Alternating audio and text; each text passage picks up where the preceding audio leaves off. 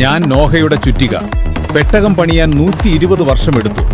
മനുഷ്യർക്ക് അനുദപിക്കാനായി ദൈവം നൽകിയ സമയമായിരുന്നു അത്.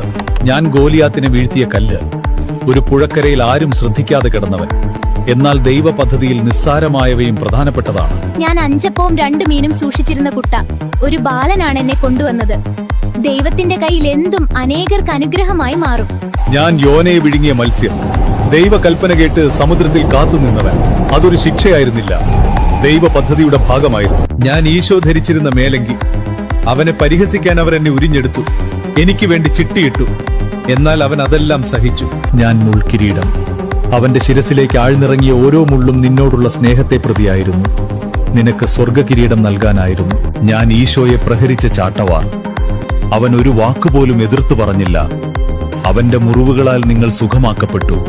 ഞാൻ ഈശോയുടെ കുരിശിലെ ആണി, എന്നാൽ ഞാനല്ല, നിങ്ങളോടുള്ള സ്നേഹമാണ് അവിടുത്തെ കുരിശോട് ചേർത്തത്.